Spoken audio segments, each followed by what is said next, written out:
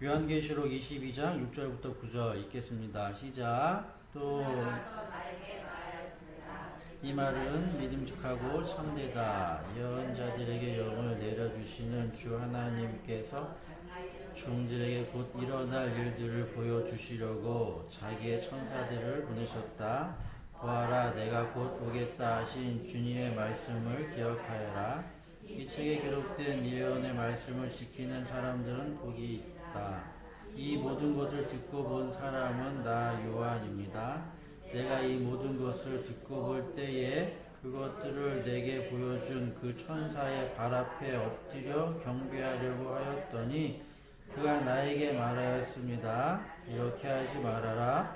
나도 너와 너의 동료 예언자들과 이 책의 말씀을 지키는 사람들과 같은 종이다.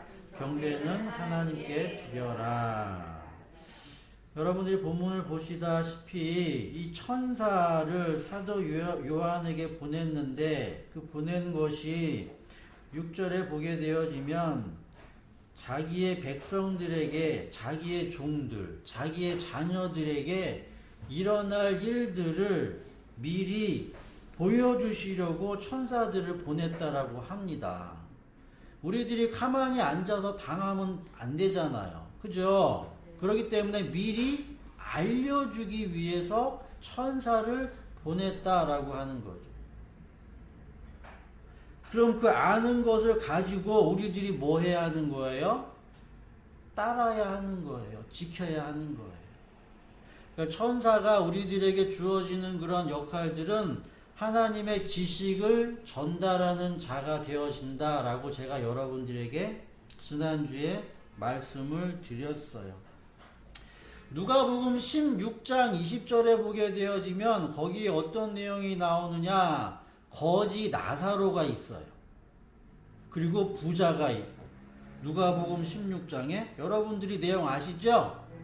그래서 거기서 보여지는 내용들이 여러 가지 비유가 있겠지만 맨 마지막에 부자가 뭐라고 얘기해요? 나사로를 만나서 뭐라고 얘기해요? 그 후에 나에게는 자식들이 있는데 이 땅에 네가 가가지고 좀 뭐 해달라? 그랬더니 나사로가 얘기했어요? 뭐라고 얘기했어요? 볼게요. 누가복음 16장.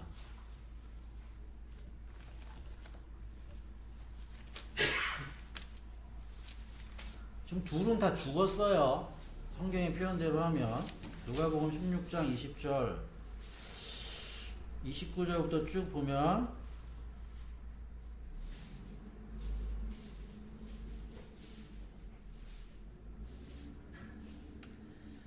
20절 26절에 그러죠.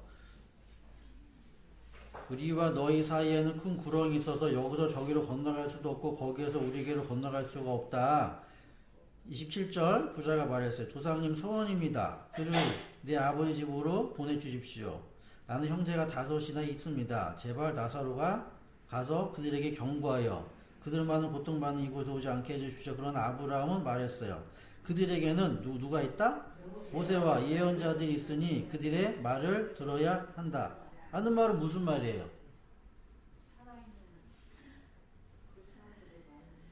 그러니까 사람의 말, 그냥 아무리 귀신이 와서, 아무리 천사가 와서, 아무리 누가 와서, 그러니까는 어떤 다른 그런 존재가 이렇게 와가지고서 아무리 뭐라고 막 떠들어도 얘기한다고 하더라도 결국 뭐 한다라는 것이에요. 중요한 거는 사람의 말이라는 것, 주변에 있는 그 사람의 말이 중요하다라고 우리들이 이해를 할 수가 있다라는 것이죠. 그래서 히브리서 1장 14절에 천사라는 그런 개념에 대해서 이야기를 하고 있는데 성도를 섬겨야 한다라고 하는 그 천사의 역할에 대해서 지난주에 제가 말씀을 드렸어요. 그래서 섬긴다는 것은 어떠한 의미가 있냐라고 하면 성도가 성도다워야 한다라는 것이죠. 성도가 성도다워야 한다라고 하는 그 말의 의미는 성도가 하나님의 뜻을 알아서 죄를 지면 안 된다라는 얘기예요. 하나님의 뜻을 알아야지만 죄를 안 짓죠. 하나님이 하지 말라라고 하는 그 일을 하면 안 되잖아요. 그러기 위해서는 우리들이 먼저 무엇이 있어야 된다? 지식이 있어야 한다. 갓난아이가 뜨거운 불에 대잖아요. 그죠? 근데 그의 머릿속에 저건 뜨겁다라는 지식이 오게 되어지면 가라고 그래도 가요, 안 가요? 안 가잖아요. 마찬가지라는 얘기죠. 그러니까 천사라는 것이 신이냐 아니면 인간이냐 아니면 하나님과 인간 사이의 중간적인 그런 존재냐라는 것에 우리들이 초점을 가지게 되어지는 건 뭐냐면은 그런 거예요. 이 천사가 신이면 내가 그 말을 믿겠고, 이 천사가 이게 신이 아니면 내가 그 말을 안 믿겠다라는 그런 말이 그 바닥에 깔려 있는 거예요. 그래서 예수가 신이냐, 예수가 인간이냐. 내가 예수가 신이라고 하면 내가 그 말 믿겠고, 예수가 인간이야? 그럼 내가 그 말 안 믿지. 요렇게. 그러니까 사람들의 생각 속에 뭐 하는 거예요? 힘 있고 권력 있고 능력 있는 이 말에 사람들이 복종하려고 하지만 힘 없고 나약하고 없는 자들, 이런 사람들의 말은 듣지 않으려고 하는 이 세상의 구조가 그대로 천사라는 그런 개념 속에 들어가 있게 되어진다라는 것이죠. 그래서 중요한 점은 우리들이 이 천사가 신이냐, 신적 존재냐, 영적 존재냐, 어떤 큰 능력을 행하는 그런 존재냐, 아니면 인간이냐 라는 것에 초점을 두는 것이 아니라 천사는 누구다? 하나님의 뜻, 하나님의 생각, 지식을 누구에게? 하나님의 백성, 하나님의 자녀에게 전달해 주고자 하는 모든 그러한 존재들을 총칭해가지고 천사라고 여러분들이 그렇게 이해를 하시면 된다는 것이죠. 그래서 천사가 중요한 것은 신이냐 인간이냐가 아니라 천사가 어떠한 일을 하는 자, 그래서 미가엘이라는 천사, 가브리엘이라는 천사 이야기를 했죠. 이 역할이 주어져서 여러분들도 그러한 일들을 해야 하고 참여하고 동참해야 한다라고 지난주에 말씀을 드렸다라는 것이죠. 그래서 창세기 18장에 가서 보게 되어지면 어떠한 사건이 나오느냐라고 하면 거기에 천사가 나와요. 창세기 18장 볼게요.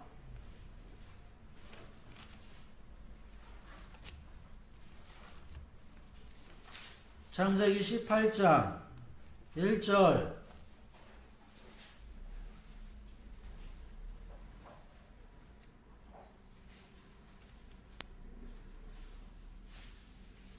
창세기 18장 1절에 보게 되어지면 주님께서 마므레의 상수리나무 곁에서 아브라함에게 나타나셨어요. 주님께서 나타났어요. 대낮이에요. 대낮. 한창 더운 대낮. 장마 거기에 앉아있는데 아브라함이 고개를 들어보니까 사람 셋이 자기 맞은편 쪽에 서 있었대요. 그럼 이건 주님이라고 우선 분명히 이야기를 하고 있는데 이 사람 셋이 그럼 신이니 인간이니 여기에 사람들이 뭐 한다는 얘기야? 현혹된다는 얘기. 여기에 관심이 있어요.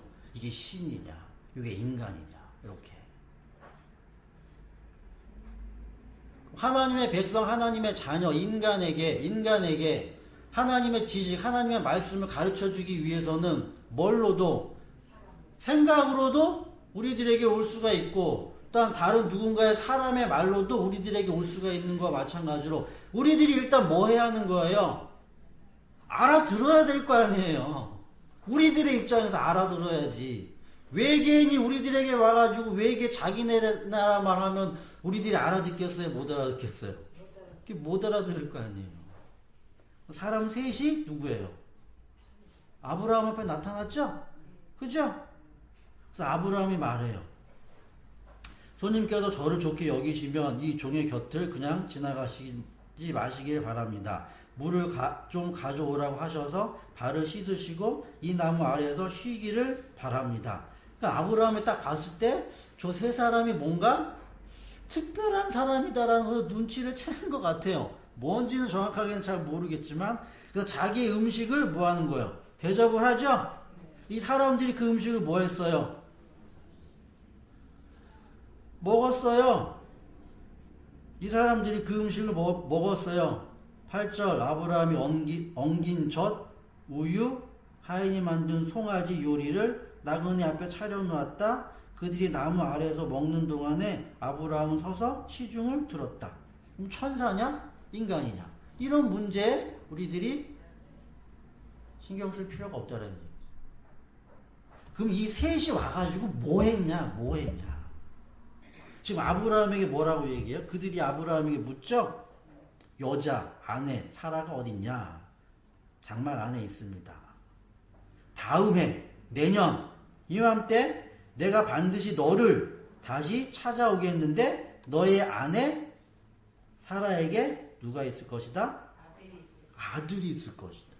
사라가 웃어요. 나는 월경을 마쳤고 뭐예요? 나의 남편도 나이가 많았는데 그래서 나는 뭐하다? 즐거움이 없다. 육신적인 즐거움이 없다. 이런 부부관계의 즐거움이 나에게는 없다. 근데 무슨 내가 뭐하냐? 아들을 낳냐. 말도 안 되는 소리다. 라고 뭐 하는 거예요?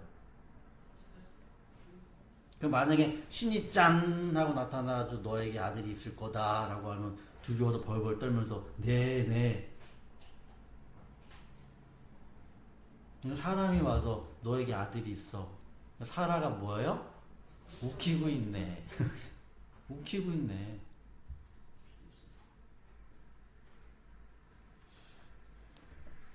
아니다? 근데 뭐하다?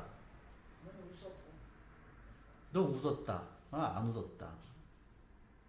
그러니까 천사는 하나님의 뜻 지금 뭐예요? 아브라함에게 알리는 거죠? 너에게 아브라함의 후손, 씨, 자손이 너에게서 올 것이다라는 걸 가르쳐 준다는 거예요. 그리고 그 일이 반드시 이루어질 것이다.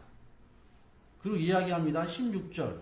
그 사람들이 떠나려고 일어서서 소돔에 내려 다 보이는 대로 갔어요. 그러면서 이제 두 사람은 가요. 19장 보세요.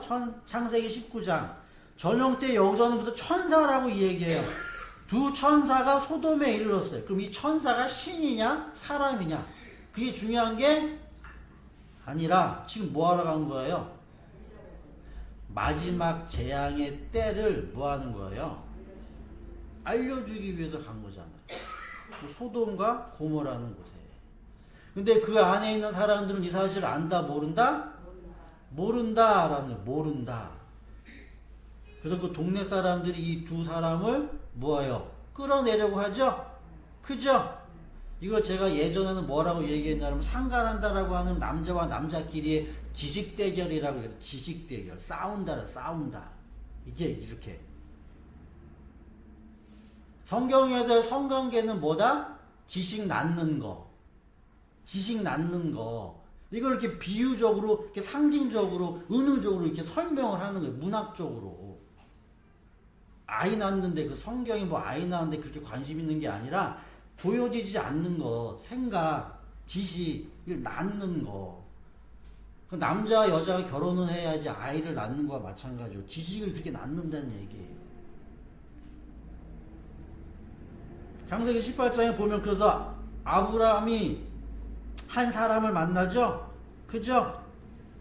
17절 보세요. 창세기 18장 17절. 그때 주님께서 말했죠? 내가 앞으로 하려고 하는 일을 어찌 너에게 뭐하랴? 숨기랴. 나는 안 숨긴다라는 거. 안 숨긴다. 다 알려준다는 얘기. 알려준다. 천사가. 그래서 천사가 하나님의 뜻, 하나님의 지식을 그러니까 하나님의 자기 백성에게 가르쳐 주기 위해서 예언자들도 왔고 선지자들도 왔고 그렇게 해서 사람들이 다 이렇게 왔어요. 그렇게 천사라고 얘기하는 거예요. 천사. 그래서 이 천사가 사람으로 변신했는지 변신하지 않았는지 이러한 내용들은 우리들에게 무관하다는 얘기예요. 무관해요. 그래서 학계 볼게요. 학계 1장. 학계가 어딨냐?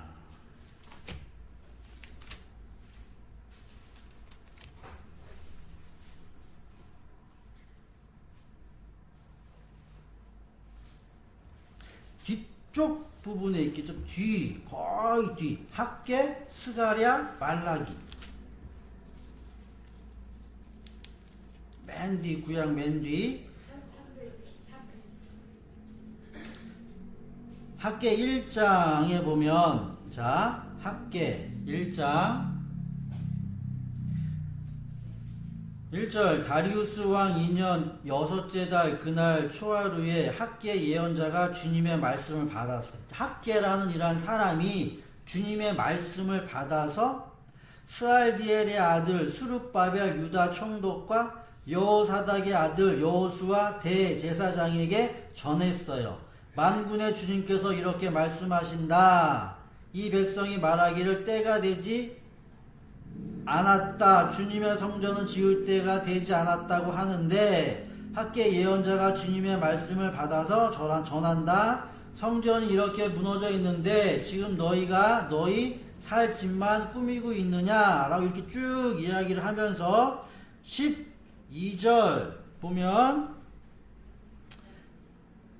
스알디엘의 아들 수룹바벨과 여호사닥의 아들 여호수아 대제사장과 남아있는 모든 백성이 주 그들의 하나님이 하신 말씀과 주 하나님이 보내신 학계 예언자의 말을 따랐다. 자, 여기서 보면 주 하나님이 보내신 학계라고 표현하죠. 주 하나님이 보내신 학계. 이것을 다른 성경에서는 하나님이 보냈다. 누구? 사자. 천사. 천사. 학계를 지금 여기서는 뭘로 표현해요? 사자라고 표현한다라는 거죠. 천사라고도 표현한다라는 것이죠. 그러니까 중요한 건 뭐예요? 하나님의 뜻, 하나님의 생각, 하나님의 마음을 가지고 뭐 하는 거예요? 전달해야 하는 그러한 역할. 그래서 신이 되어졌든 인간이 되어졌든 우리들에게는 크게 중요한 게 아니라 그 역할이 중요하다라는 것이죠. 그래서 시편 103편으로 볼게요. 시편 103편.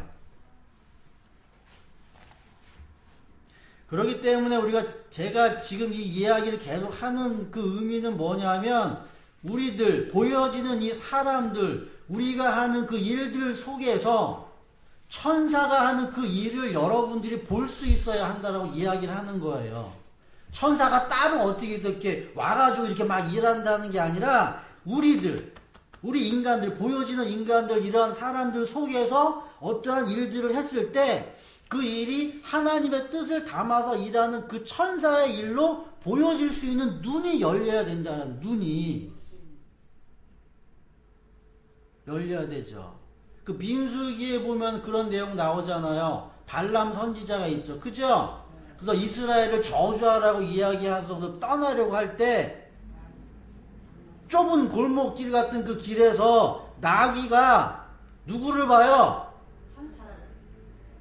일개 짐승이 사람보다 못한 그 나귀가 짐승이 여호와의 사자를 봐요. 여호와의 사자를 봐.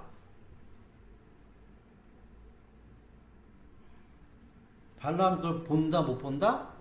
못 본다. 그러니까 발람은 계속 누구만, 그게 우리들의 모습이 되어지면 안 되잖아요. 우리들의 모습이 되어지면 안 된다. 그래서 보여지는 사람 붙잡고 물고 늘어지면서 네가 잘했니? 내가 잘했니? 왜 그렇게 하니? 이렇게. 그렇게 되어지면 안 된다는 얘기. 그 천사. 시편 103편 13절부터 볼게요. 시편.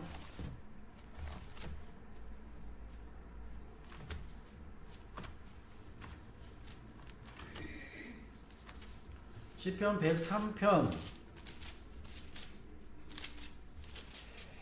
12절, 13절, 10편 103편 13절부터 22절에 있는 말씀까지 마지막까지 우리 읽어볼게요. 13절부터 10편 103편 읽겠습니다. 시작. 부모가 자식을 가엾게 여기듯이 주님께서는 주님을 두려워하는 사람을 가엾게 여기신다.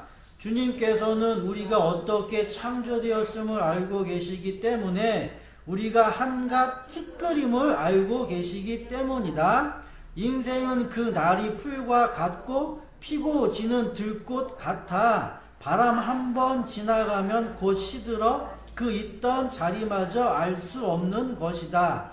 그러나 주님을 경외하는 사람에게는 주님의 사랑이 영원에서 영원까지 이르고 주님의 의로우심은 자손대대에 이를 것이니 곧 주님의 언약을 지키고 주님의 법도를 기억하여 따르는 사람에게 이를 것이다. 주님은 그 보좌를 하늘에 든든히 세우시고 그의 나라는 만유를 통치하신다.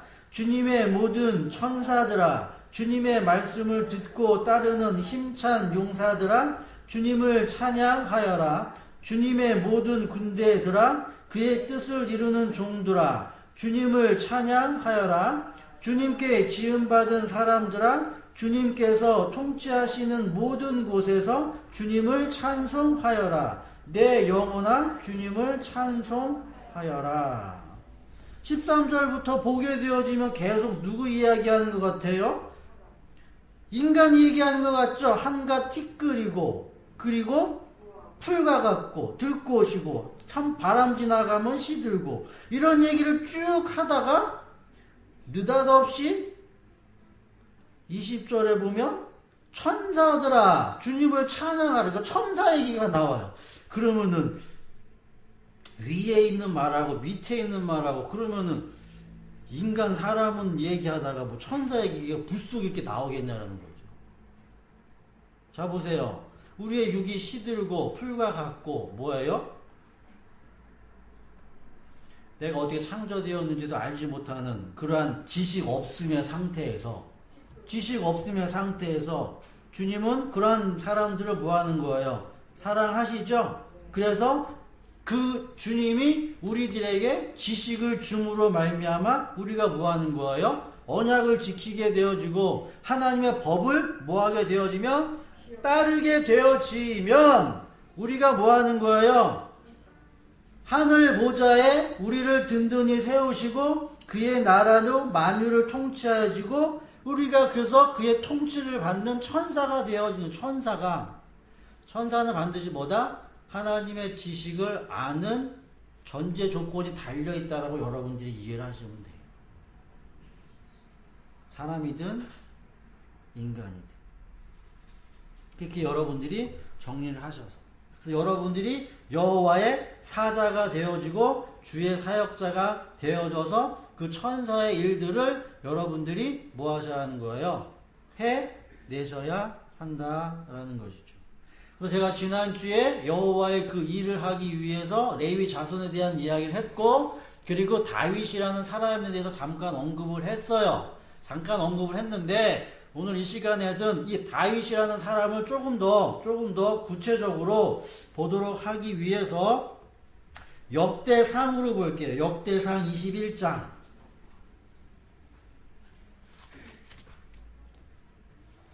역대상 21장.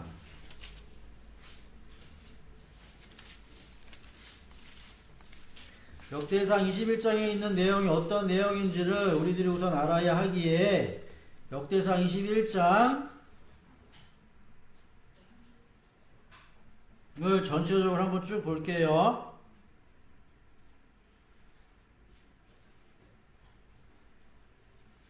역대상 21장에 보게 되어지면 사단이 이스라엘을 치려고 일어나서 다윗을 부추겨 이스라엘의 인구를 조사하게 하였죠.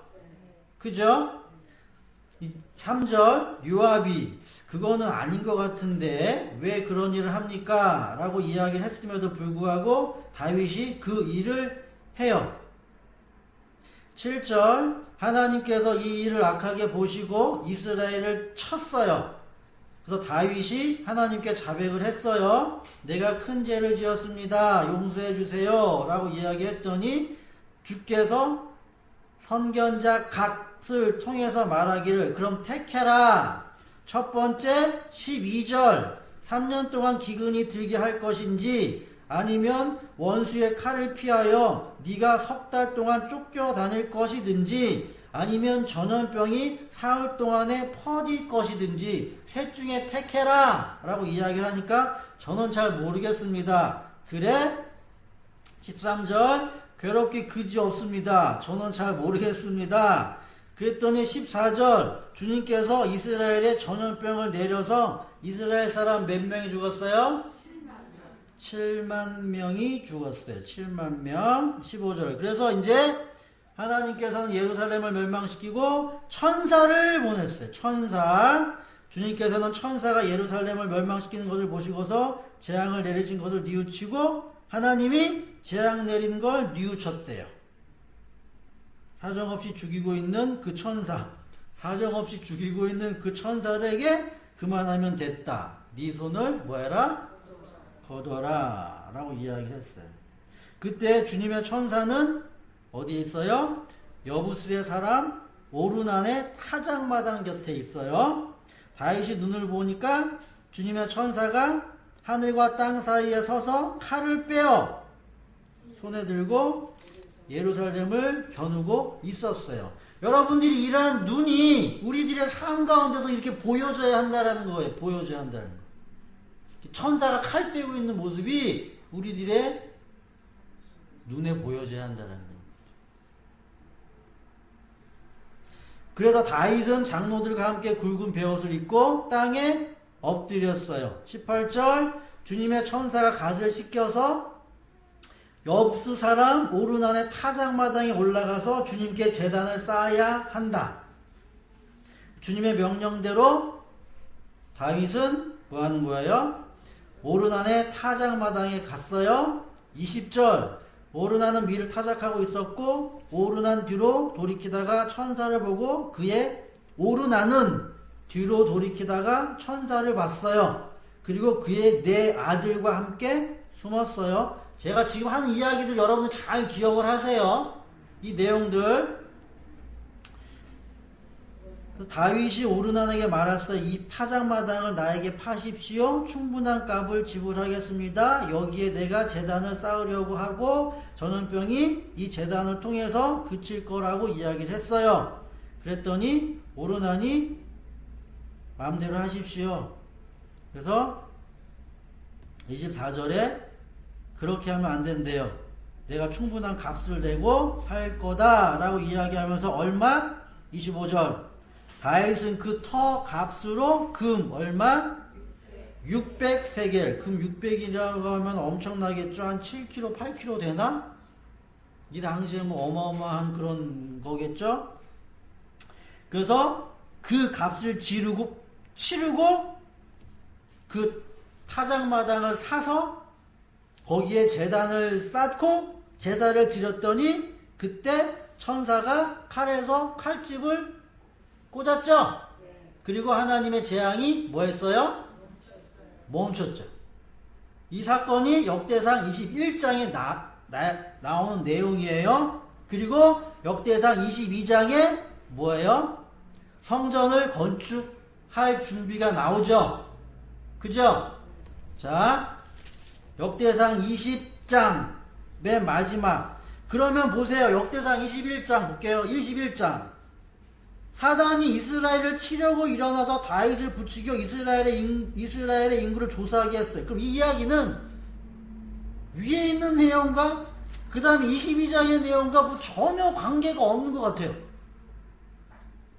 위에 이스라엘 사람들이 무슨 죄를 졌다거나 뭔가 무슨 원인이 되어져서 하나님이 진노를 일으키셔가지고 그들을 치기 위해서 뭘 했다거나 이런 내용들이 이렇게 쭉 있어야 되는데 그런 내용들은 없어요. 그냥 다윗이 잘못한 일? 다윗이 뭔 잘못을 했어요?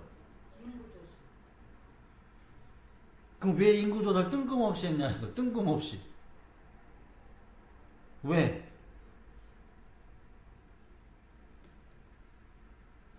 이 내용이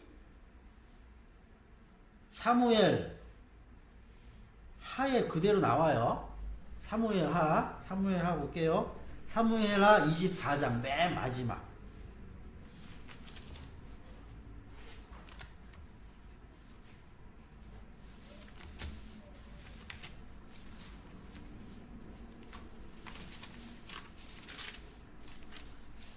사무엘 하 24장. 똑같은 내용이지만 전혀 다른 내용이에요. 전혀 다른 내용이에요. 사무엘 하 24장.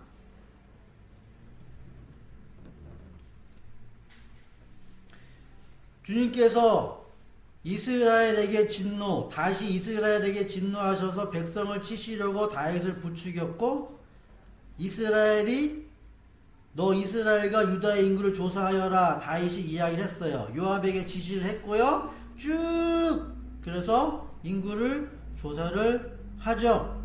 그래서 9절 보면 요압이 왕에게 백성의 수를 보고 칼을 빼서 다룰 수 있는 용사가 이스라엘에 80만, 유다에는 50만 있습니다. 이렇게 이야기를 했어요.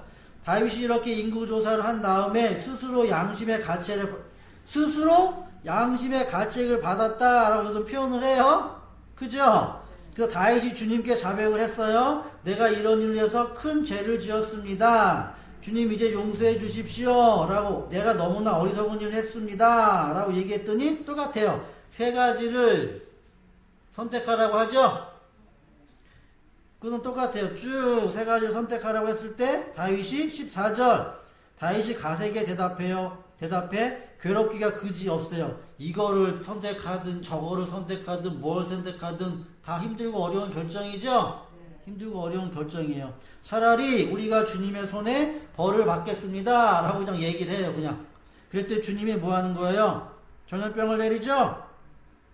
16절 천사가 예루살렘 쪽으로 손을 뻗쳐 그 도성을 치는 순간 주님께서는 재앙을 내리신 것을 똑같아요. 뉘우치고 백성을 사정없이 죽이는 천사에게 그만하면 되면 됐다. 이제 너의 손을 거두어라 라고 명했어요. 그죠? 그때 주님의 천사는 여부스 사람, 여긴 누구예요? 아라우나예요. 역대상에서는 누구? 오르난, 여기서는 아라우나예요. 그럼 다른 사람이냐? 아니에요. 동일한 인물이에요. 동일한 인물. 잘 보세요. 아라우나의 타작마당 곁에 섰어요. 그래서 그 타작마당을 이제 뭐예요? 다윗이 사야 되잖아요. 그죠? 자, 다윗이 사는데 얼마에 주고 사느냐?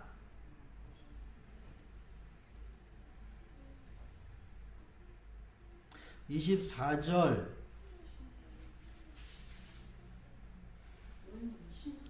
여기서는 은 50세겔을 지불하고 그 타작마당을 사요. 그럼 은 50은 가장 작은 돈이에요. 거의 가치가 없는 가장 조그만 돈이에요. 그리고 역대상에서는 금 600이라는 엄청난 돈이에요. 그럼 차이가 엄청나거든요. 그럼 이게 잘못 적은 건지, 왜 여기는 은이 50이고 저기는 왜 금이 600이고, 여러 가지 사람들이 막 이야기를 하겠죠. 그래서 여기서 이야기하고 있는 은 50세겔은 그 타작마당이 얼마나 하겠니? 그냥 조금만 그냥 몇 평 되는 남짓이니까 여긴 작은 건데, 역대상에서의 그 타작마당이라는 것은 그 산 전체를 다윗이 샀다. 그래서 전체 사는 데는 돈이 뭐하다? 많이 들지 않겠냐. 그래서 거기는 돈 많이 든 거고 여기는 조금 든 거다. 성경은 그렇게 설명했다라고 하는데 전혀 성경과 맞지 않는 이야.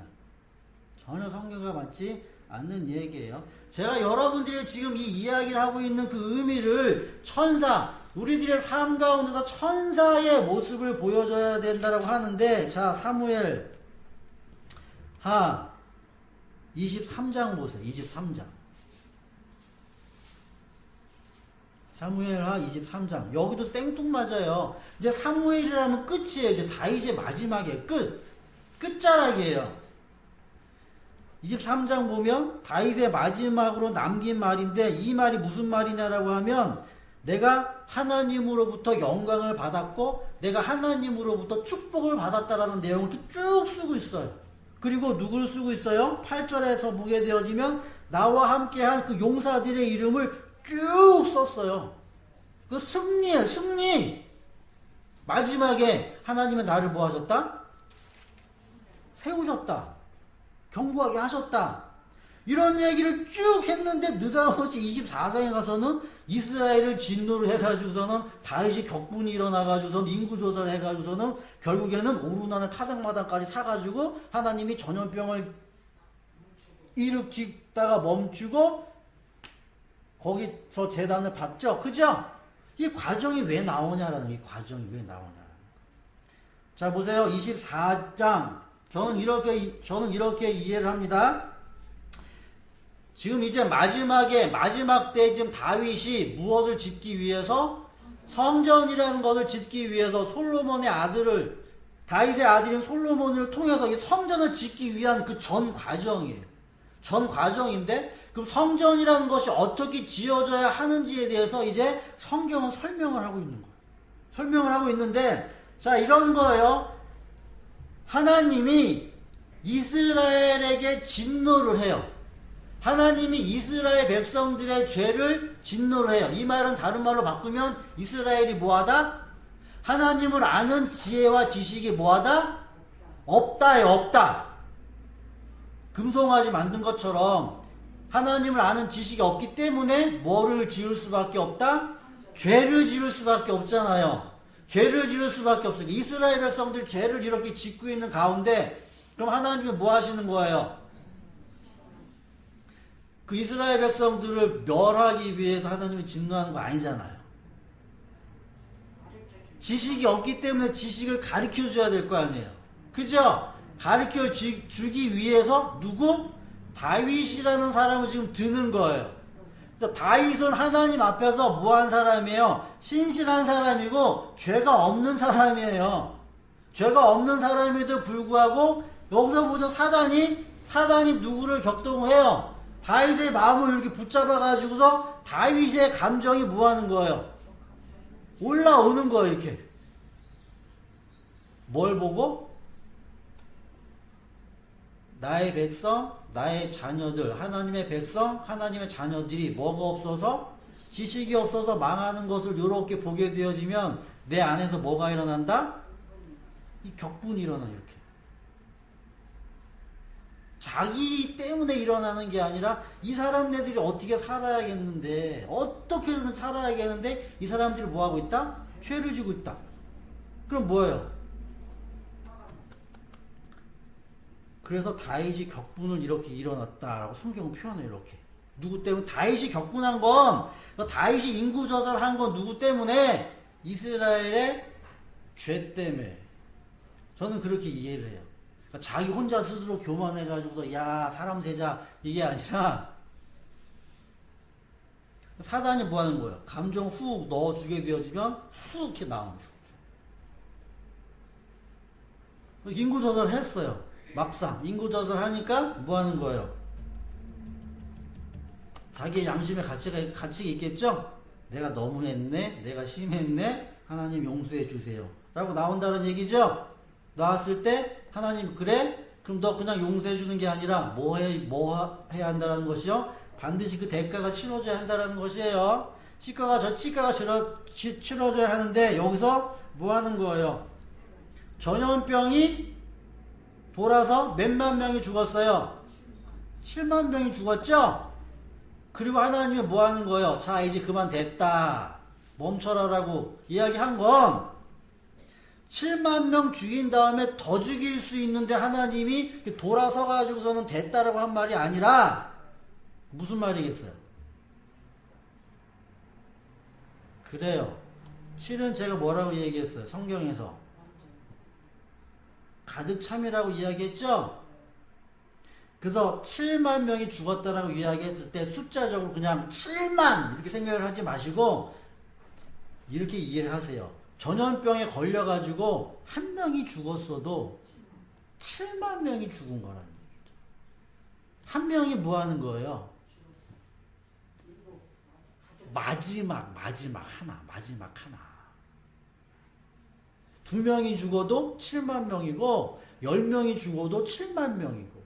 그러니까 하나님의 그 수에서 가득 딱 찼기 때문에 뭐 하는 거예요? 하나님은 이렇게 멈추는 거예요, 이렇게. 그런 다음에 아라우나의 타작마당으로 가서 뭐 하는 거예요? 그 죄가 씻음을 받아야 될 거 아니에요. 근데 하나님은 어디를 택했어요? 타작마당이라는 곳을 택했죠? 자, 타작마당이라는 곳을 택했는데 여기는 여부스라는 곳이에요. 여부스. 이 여부스가 어떠한 곳이냐라고 하면 역대상 11장. 제가 지금 하고 있는 내용들 여러분들이 잘 사무엘하 24장, 역대상 몇 장이야? 21장에 있는 내용을 여러분들이 두 내용을 잘 비교를 하시고 역대상 11장에 보게 되어지면 여부스가 나와요. 여부스가 어디냐? 라는 것도 여러분들이 기억을 하셔야겠죠? 역대상 11장 1절 거기 보면 여부스 나오죠? 역대상 11장 1절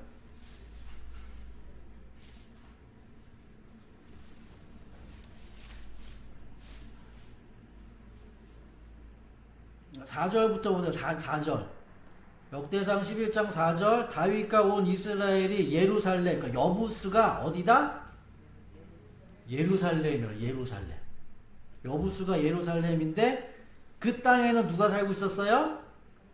여부스 사람이 살고 있었어요. 다른 말로 이야기하면 아직 이스라엘의 땅, 다윗이 점령한 땅이다, 아니다? 아니었다. 근데 5절 여부스 주민이 다윗에게 말했을 때 너는 여기에 들어올 수 없다. 그러나 다윗이 시온 산성을 점령하였으므로 그곳을 다윗 성이라고 하였다. 다윗이 말하였다. 누구든지 제일 먼저 여부스 사람을 치는 사람이 총사령관과 장관이 될 것이다. 라고 얘기했더니 수르야의 아들 요압이. 그래서 요압이 나오잖아요. 요압이 누구예요? 아까 인구조사라고 이야기했을 때 인구조사한 사람이 요압이잖아요. 요압. 그러니까 여부스라는 곳이 아직 다윗에게 점령되기 전에 야, 저 여부스 쳐라 라고 얘기해가지고 친 사람이 요압이고 그 여부스를 뭐 하는 거예요? 다윗이 차지했죠? 그것이 어디냐? 예루살렘. 그리고 지금 여부스의 타작마당에 뭐 하는 거예요? 제단이 지금 쌓여지죠? 그리고 다윗이 그 타작마당을 사죠? 사무엘하에서는 은 50세겔에 사고 역대상에서는 금 600에 산다는 얘기죠. 그죠? 자, 그래서 여부스라는 곳이 어떠한 곳이었다?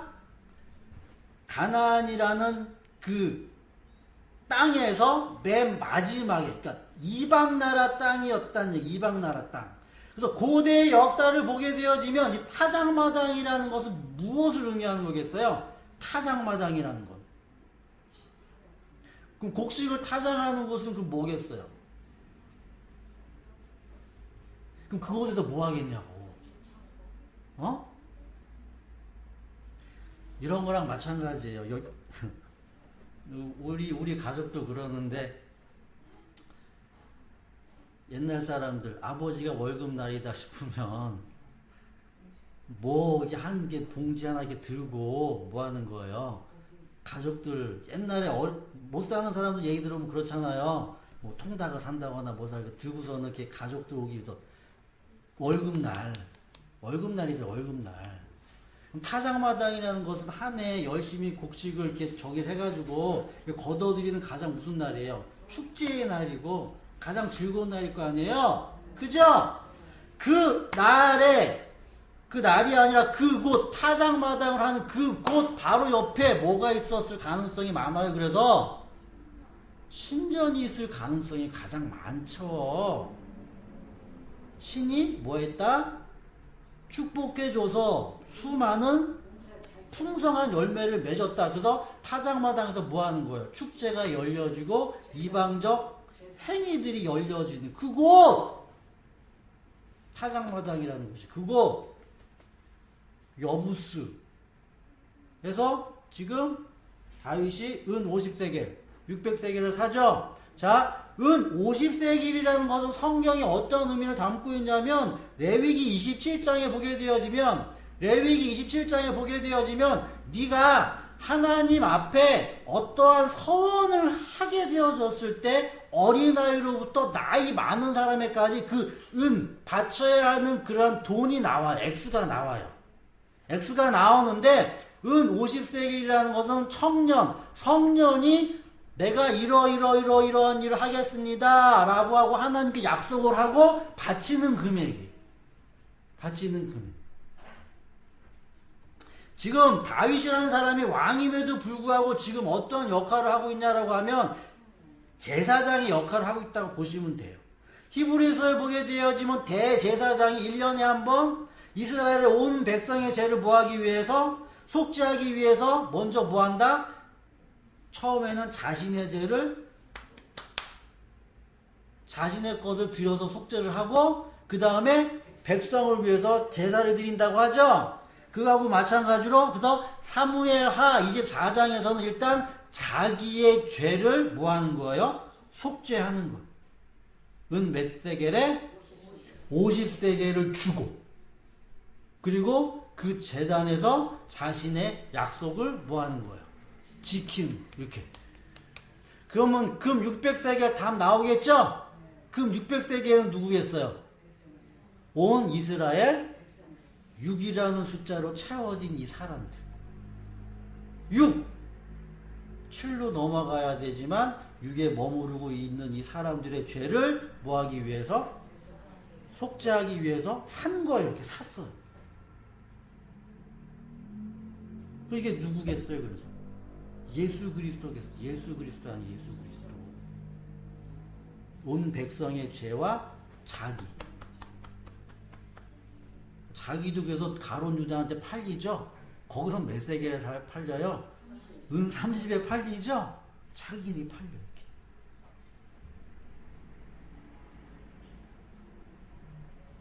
이렇게. 결론적으로 여러분들에게 말씀을 드리겠습니다.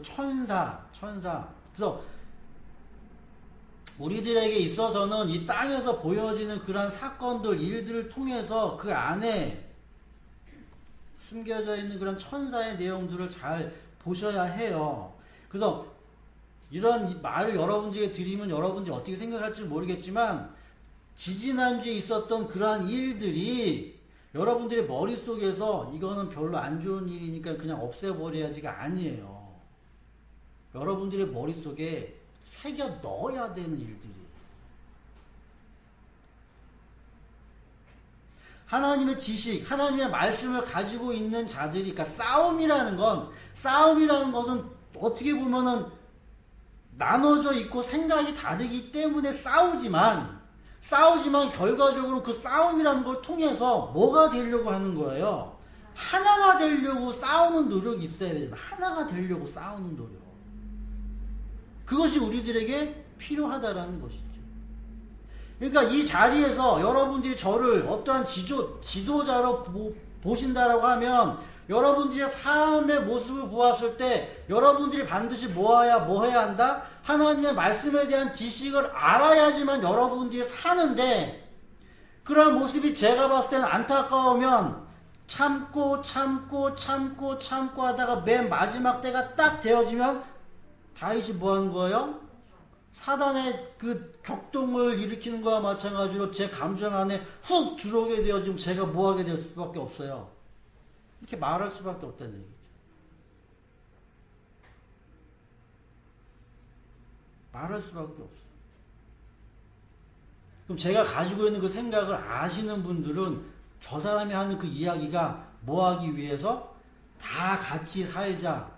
뭐 하는 거예요? 오르난의 타작마당을 사가지고 거기서 뭐 하는 거예요? 제사를 드리고 제단에 피를 뿌려가지고 우리 다 같이 뭐 하자? 하나님 앞으로부터 말미암아 죄사함을 얻자 이러고 이야기를 하고 있는 가운데서 어떠한 사람은 뭐 하는 거예요? 전염병에 걸려서 뭐 하는 사람들이 있는 거예요? 죽는 사람들이 있는 모습이 보여진다는 얘기죠. 보여진다는 얘기.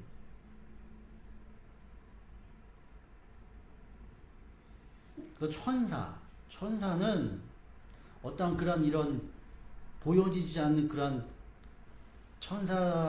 천사라기보다도 사람과 사람과의 관계 속에서도 일어날 수가 있고 어떤 사건 속에서도 일어날 수가 있고 여러 가지 경우들을 통해서 다 만들어지게 되어진다는 거죠. 우리 예단교 성도 여러분들이 이러한 내용들 여러분들에게서도 반드시 지식이 자라게 되어지면 이 일들을 여러분들이 그래서 해야 한다라고 이야기했잖아요. 제가 그 일을 했지만 여러분들 누군가 중에서도 뭐 한다는 얘기예요? 똑같이 일어날 수가 있어요. 뭐 하기 위해서? 같이 살아야 되기 위해서. 그리고 같이 어디로 가는 거예요? 그러한 곳에 7만 명이 죽은 그 곳에 뭐 하는 거예요? 하나님의 성전이 그곳에 세워졌어요. 그곳에.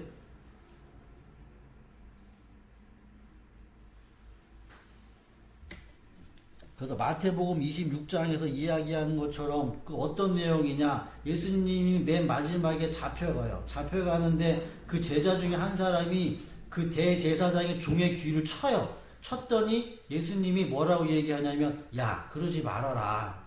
내가 지금 이야기하면 하늘에서 12군단이나 되는 더 되는 천사가 온댄다. 네가 지금 이거 하고 있니? 라고 이야기한다는 얘기죠. 그러면 하늘에 12천사가 이렇게 대기하고 이렇게 보고 있다가 야 저거 죽일 놈이네? 그러면서 이렇게 내려가고 죽인다라고 하는 그 말이 아니잖아요.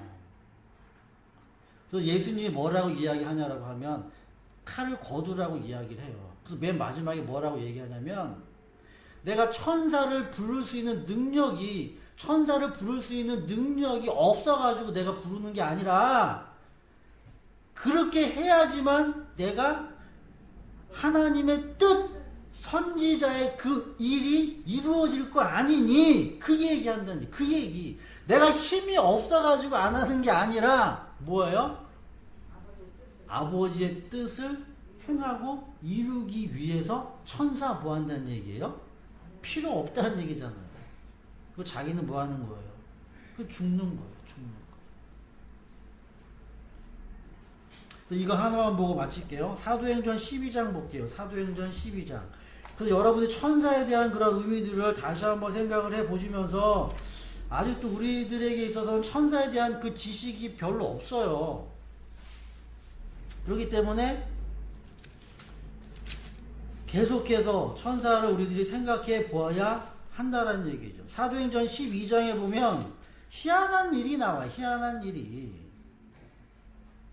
사도행전 12장. 헤롯이 담대한 마음을 가지고 이제 하나님의 말씀을 전해요. 제가 오후에 전도에 대해서 잠깐 언급을 여러분들 해드리겠지만 하나님한테 전했더니 분명히 여기에서 뭐 하는 거예요? 반대되어지는 일들이 나오겠죠? 그래서 베드로가 옥에 갇혀요. 베드로가 6절. 베드로가 두 사슬에 묶여서 두 사람 틈에 잠들어 있었고 문 앞에 파수꾼들이 감옥을 지키고 있었는데 7절 보면 갑자기 주님의 천사가 나타나가지고 감방에 빛이 환하게 비치면서 천사가 베드로의 옆구리를 이렇게 치면서 말하기를 빨리 일어나 라고 재촉을 하면서 세 사슬이 또 스스로 그 두 손목에서 풀렸고 천사가 베드로의 띠를 띠고 신을 신으라고 말하니까 그대로 해서 겉옷 두르라고 하니까 겉옷 두르고 감방에서 나와가지고 천사를 따라갔대. 베드로는 천사가 하는 일이 참인 줄도 모르고 자기가 환상인지 꿈인지 생신지 모르고 첫째 초소 지나고 둘째 초도 지나고 철문 통과해갖고 갔더니 문이 저절로 열리고 바깥에 나왔더니 거리 하나를 지나고 갑자기 그때 이제 천사가 이제 떠나갔고 그때야 베드로가 정신이 났고 이제야 참으로는 알겠다. 주님이 천사를 보내셔서 헤롯의 손에서 우리를 구해주셨구나. 이런 사실을 깨닫고 베드로는 마가라고 하는 그 집으로 갔더니 거기에 모여있는 사람들이 기도하고 있었는데 베드로가 대문을 두드리니까는 여종이 맞으러 나왔는데 이거 귀신이니 천사니 이거 이런 얘기 내가 베드로가 감옥에 있어야 하는데 여기 나왔네. 깜짝 놀라면서 베드로는 손을 흔들면 조용히 하고 자 감옥에서 인도해내신 일을 이야기를 했죠. 그죠? 여러분들 이거를 고지고대로 믿으시면 안 돼요. 이거를. 그래서 이게 사실이 아니다라고 하는 그 말의 의미가 아니라 이 문학이라는 건 어떤 그 담고 있는 그런 의미들이 있어요. 의미들. 성경에서 이런 표현이 있어요. 사람들이 예수는 왜 성전세 안 내지? 이렇게 따지고 들어요. 베드로에게. 그러니까 베드로가 성전세 낼 거야. 자, 하나님의 아들이면 성전세 내겠어요? 안 내겠어요?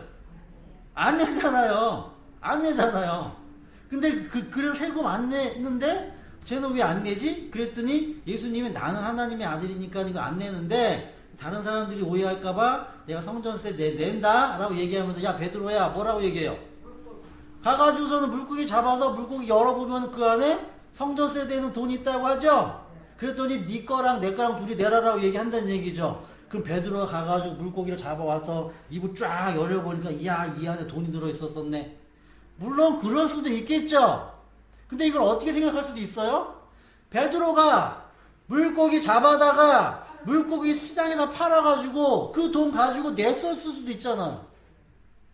무슨 말인지 이해하시겠죠? 그게 중요하냐라는 그게. 그러니까 사람들이 거기에 관심이 있어서 야 물고기 속에 이게 돈정이 들어가 있네. 이 기적, 이적, 뭔가 표적, 권능 이런 것들에 사람들이 저다다 관심이 있게 되어진다는 거죠. 이런 이야기들 그 당시에 많은 이야기들도 있어요. 그러니까 신화가 있단 말이에요. 신화. 잠깐 요것만 언급을 해서 그래서 신화가 거짓말이라는 것이 아니라 우리들의 생각, 우리들의 사고들이 이게 다만 녹아 들어가 있는 내용들이란 얘기예요. 사도찬이라는 그 드라마 제목이 뭐죠? 보셨죠? 사기 검사 나오는 거. 스위치? 안 봤어요? 여러분들 텔레비 안 보시는구나. 거기에 보면 불곰이라는 그런 사람이 악당 나쁜 사람이 어느 그림 어느 사진을 봐요. 여러분들이 한번 보셨는지는 모르겠지만 크로노스 신화에 나오는 크로노스라는 신이거든요. 이 크로노스의 신은 어떠한 그 신이냐라고 하면 시간의 신이에요. 시간. 근데 그 그림이 어떤 그림이냐라고 하면 어떠한 사람이 아기를 이렇게 쥐고 있어요. 그러니까 아기를 잡아먹는 거예요. 그러니까 다시 말하면 이 크로노스라는 그런 신이 자기가 낳은 자식을 이렇게 잡아먹어요. 야, 끔찍하죠? 이 시간이라는 신. 그럼 무슨 의미겠어요? 자기가 자식을 낳아. 그리고 그 자식을 뭐해? 이렇게 먹어. 뭐라고? 시간을 되돌려? 그럼 이 자식이 뭐 하는 거예요? 죽잖아요. 태어나는 것과 죽는 것. 자, 보세요. 시간이라는 것은 우리가 이렇게 태어나죠? 우리가 태어나면 점점 시간이 지나면 우리들이 더 잘 살고 더 영원히 살고 더 끝까지 살아야 돼. 나라고 생각을 하지만 점점 시간이라는 건 뭐예요? 그 죽음이라는 그 끝을 향해서 우리들을 뭐하고 있는 거예요? 이끌어가고 있는 거잖아요. 그렇기 때문에 태어나자마자 우리는 어디로 가고 있어요? 죽음이라는 걸로 가죠? 그걸 그렇게 표현을 하는 거예요. 난 자식을 이렇게 먹는 신, 이 신이 시간이라는 크로노스의 신이라는 얘기. 크로노스의 신. 이 신화거든요. 덧붙여서 이야기를 하면 이 신은 그래서 항상 먹으면 태어나면 항상 먹어. 그럼 시간에 뭐 한다는 얘기예요? 종속돼 있잖아요. 그러면 남아있는 자식들이 있어요, 없어요? 없을 거 아니에요. 그래서 그의 아내가 계속 저기 자식이 없으니까 그의 아내가 한 꾀를 내가지고서는 자식을 숨겨요. 한 자식을 숨긴단 말이에요. 그래서 이 크로노스가 낳은 자식이 6남매가 있는데 여러분들도 아실 거예요. 하데스라는 신이 있어. 하데스는 지옥을 관장하는 신이에요. 그 다음에 포세이돈이라는 신은 바다를 관장하는 신이겠고, 유피테르라는 신, 이 신이 누구냐면 제우스예요. 제우스. 유피테르. 그러니까 남자 셋이에요. 하데스 첫째, 둘째 포세이돈, 셋째 제우스. 이렇게 셋 있고 여자가 또 셋이 있어요. 여자는 말이 저기가 해서 그래서 헤스티아. 그러니까 여러분들 화장품 같은 데 보면 이런 이름이 많이 붙어 있는 거예요. 헤스티아라는 그런 여신. 헤스티아는 불을 관장하는 여신이에요. 그래서 그리고 데메테르라는 여신은 곡물, 수학, 곡물을 관장하는 여신이고, 그 다음 여러분들이 요 신은 아시죠? 헤라, 요 신 아시죠? 요 신은 결혼이라는 거, 부부의 관계를 관장하는 그러한 신이에요. 그래서 제우스하고 누가하고 결혼해요? 헤라라고 결혼하죠? 둘이 결혼하는 거. 그래서 6남매가 이렇게 있는 거. 6남매가 있는데 이 크로노스의 아내가 이 제우스를 이렇게 숨겨요. 숨기고 맨 마지막에 어떠한 일이 일어나느냐라고 하면 이 제우스라는 신이 자기 아버지를 죽여요. 그럼 이 6남매가 남죠? 그럼 결국 뭐 하는 거예요? 이 세상에서 뭐 하는 거예요? 죽음이라는 것이 없이 영원히 살 수 있는 신이 나온 거잖아요. 그래서 제우스 신을 비롯해서 6남매의 신과 또 6의 신이 12신이 이 세상을 뭐 하는 거예요? 다스린다라는 이야기들이 나옵니다. 이해하시겠죠? 이런 이야기들이 다 있어요. 제우스는 남봉꾼이에요. 남봉꾼인데 이 제우스가 하루는 누구야? 아르테미스는 여러분들이 미의 여신이에요. 그래서 이 미의 여신은 순결을 지키는, 그래서 처녀들만 요렇게 모아다 놓고 숲에서 사는 그러한 자들인데, 이 아르테미스의 그 신의 그 추종자의 한 여자가 있어요. 처녀겠죠? 처녀인데 이 여자의 이름이 칼리스토래요. 칼리스토. 근데 가장 아름다운이라는 이름을 가지고 있는 이 칼리스토라는 그런 이 처녀가 제우스의 눈에 딱 든 거예요. 제우스의 눈에. 그래가지고 이 제우스가 그 여자에게 뭐 하는 거예요? 접근을 하죠. 그럼 자기 모습 그대로 가면 뭐 하겠어요? 이 여자가 도망갈 거 아니에요? 도망가기 때문에 누구의 모습으로? 아르테미스의 모습. 그 변신이라고, 변신. 그 신이 인간이 신으로 이렇게 변해 왔다 갔다 하는. 그래서 아르테미스의 그 여신으로 변해가지고서는 그 아름다운 처녀에게 접근해가지고 뭐 하는 거예요? 아기를 낳죠. 근데 거기서 아기 낳으면 된다, 안 된다? 처녀들만 모여있는 집단인데. 결국 뭐예요? 이 칼리스토는 쫓겨나요. 쫓겨나고 낳은 아이가 누구냐라고 하면 아르카디아예요. 아르카디아. 이 아르카디아는 유럽의 어떠한 족속의 그 유래가 된대요. 아르카디아라는 이런 족속이, 혈통이 여기 신화에서 유래가 된다라고 얘기하죠. 그래서 이 아들이 어떠한 일을 하냐라고 하면 사냥을 하다가, 그렇죠? 그래서 이 사실을 알게 된 그 헤라가 질투심이 일어나가지고서는 그 여자를 뭘로 만들었냐라고 하면 곰으로 만들었어. 곰으로. 근데 이 아들이 그 자기 어머니인지 모르고 창으로 뭐 하는 거예요? 던지는 거예요. 이 모습을 누가 봤냐? 제우스가 봤어요. 제우스가 봐가지고 극적으로 둘을 뭐 하는 거예요? 하늘로 끌어올려가지고 그 어머니 곰은 큰 곰 별자리를 만들어주고 아들에게는 작은 곰 별자리를 하늘에 띄워줬다라는 게 신화적인 내용이에요. 신화적인 내용. 오늘날에는 천사도 보이지도 않고 이러한 일들도 일어나지도 않고 천사가 있니 없니라고 이야기를 하겠지만 우리들의 그런 생각 속에서 보여지지 않는 그런 모습들 속에서 이러한 것들을 여러분들이 보실 수가 있어야 한다는 거죠. 저는 그걸 여러분들에게 말씀을 드리고 싶어요. 결론적으로 여러분들에게 말씀을 드리면 사람이냐 인간이냐 변신했냐 변신하지 않았냐 주의 천사가 나타나가지고서는 베드로를 끌고 다니면서 구해줬냐 구해주지 않았냐 그런 것들은 우리들에게 중요하지 않아요.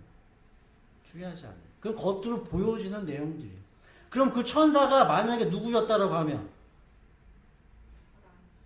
궤도 루팡이나 아니면 유명한 뭐예요? 호신술을 가지고 있는 사람이다거나 날렵한 사람이라든가 영웅이라든가 이 사람이 누구를 감옥에 들어가 가지고 뭐 하는 거예요? 베드로를 살려내어 줬으면은 사람이 살려둔 걸 가지고 누구라고 얘기할 수가 있는 거예요? 천사라고 얘기할 수가 있는 거죠? 근데 왜 그렇게 얘기하겠어요? 그 일이 누구다? 주님의 뜻이기 때문에 그걸 천사라고 얘기합니다. 천사. 가장 중요한 건 주님의 뜻을 가지고 일할 수 있는 자들을 총칭해서 뭐라고 얘기한다? 천사, 천사. 이해하시겠어요? 여러분들은 천사가 되어질 수가 있겠죠? 그죠? 그럼 예수는 천사예요, 천사 아니에요?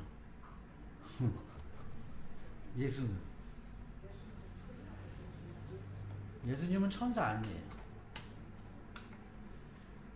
천사 아니에요.